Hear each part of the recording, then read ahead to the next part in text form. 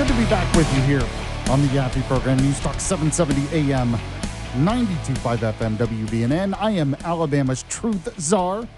This is Huntsville's Disinformation Board. Glad you have joined the show, and it is that time of the show once again where we have the Yaffee program rewind.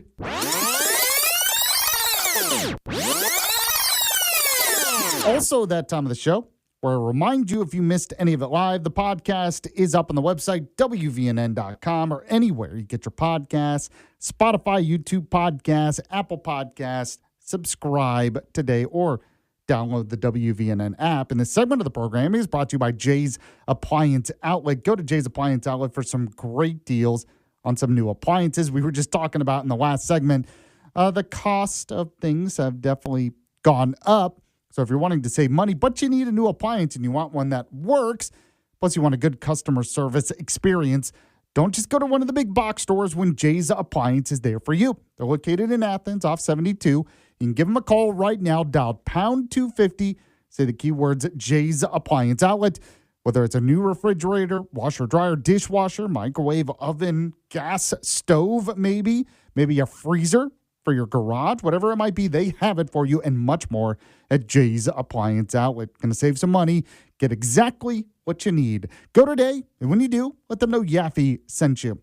So really the big topic on the show today, pretty much dominated the entire show, is this breaking news where this 3-judge panel, they decided to once again file an injunction against Alabama, going back to this 6-1 GOP-leaning map, saying it's still racist.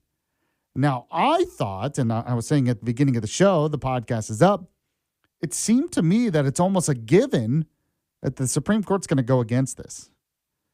And that the 3-judge panel probably knew that, but didn't care.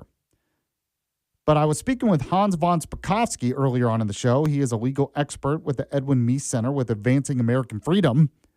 He thinks actually the Supreme Court's going to side with this 3-judge panel. And that's because basically, they put out in this ruling, 100-page ruling, that it was proof that Alabama specifically did this to dilute the black vote. Now, as I mentioned, that's not what they did. They the map that we're talking about here, the 6-1 map, I mean, pretty similar to maps that Alabama has had for a long time. But also, as I mentioned, it was to help the Republican Party, not necessarily to dilute black voters. Now, this 3-judge panel, they also said, no, our map that we drew is race neutral, which by definition, it is not. I mean, you're racially gerrymandering when you are demanding another majority-minority district. When Republicans put forward their map, it wasn't about racially gerrymandering. It was about communities of interest and also helping the Republican Party. So my thinking is, fine, call another special session and go complete 7-0. Draw Terry Sewell out. Then you can't argue it's really about race at that point, just about Republicans. And see what the Supreme Court says then, because I kept hearing the argument that it had to be 6-1 because it was easier to get through the courts. But even that one didn't get through the courts here. So I don't know. I still am of the belief. Now, Hans is a legal expert. I'm not. But I'm still of the belief the Supreme Court's going to look at this and saying this 3-judge panel is basically just spitting in our face, saying they're disagreeing. And basically what they did is they called the Alabama legislature racist. That's what they did.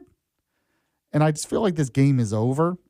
But apparently not. Apparently not. I don't know. So we had that conversation. I had more details in the bullet points as well. So the podcast of that is up. Had a great interview with Congressman Barry Moore. He's running for the U.S. Senate. Of course, he won the primary election. It goes to a runoff against Jared Hudson. We talked about redistricting, but also the weaponization fund that some Republicans are upset about. Also the latest in Iran. There's still talk about this deal. I'm still not very optimistic about this Iran deal. I just have to tell you. But we discussed that. And, of course, as I mentioned, we had Hans von Spakovsky on and gave his perspective on all of this. We also did What's Trending with Walker. We also read your text messages on the Yaffee text line. As I mentioned, I'm like Trump at this point. I just brand everything with my name on it. That's what Trump does. I'm doing the same thing. So it's the Yaffee text line, 866-494-9866, 866-494-WVNN. One thing I didn't really get a chance to talk about, I'll just mention real quick. So you had Ken Paxton win against John Cornyn in Texas. It was an overwhelming victory. Over 60% of the vote is what Ken Paxton got. So a lot of people are crediting Trump. Trump gave him the endorsement at the last minute. I'm sure that's a part of it. But I got to be honest, that tells me that Republican voters in Texas were already not happy with John Cornyn. They were already ready to get rid of him. That's what I mean. They were sending a message beyond Trump or anything else. That's Republican voters sending a message. It has to be. So we'll talk more about that tomorrow. Appreciate you listening to the show. Thanks to Walker for producing. The Vince Show is next. And yes, I will be back tomorrow. Same time. See you. You're listening to Yaffee on WVNN. The Hammer Alley Podcast, an 80s flashback mockumentary. Back in the 80s, there were 1,000 bands trying to make it in the world of rock, but there was one band that had it all, Hammer Alley. Whatever happened to Hammer Alley? How did they go from Top of the Rock? I'm looking for a music video. They're a band from 1987, Hammer Alley. Ever heard of them? To rock bottom. Dude, I was born in 1987. I can't believe he's doing this. Hammer Alley. Follow and listen on your favorite platform. Hey, I'm Chris Van Vliet. Go behind the scenes and beyond the headlines with the biggest names in pro wrestling and beyond. Sandy's app. If I give you a decade, who do you think's the MVP? 80s, Hogan, not even close. 90s, Stone Cold Steve Austin. Absolutely. 2000s, John Cena. You filmed The Brain in 2004. Yeah. Isn't the story that role was going to be for Steve Austin? For Steve Austin. Yep. What is one man's trash is another man's trophy. Mindset, motivation, insight with Chris Van Vliet. Follow and listen on your favorite platform.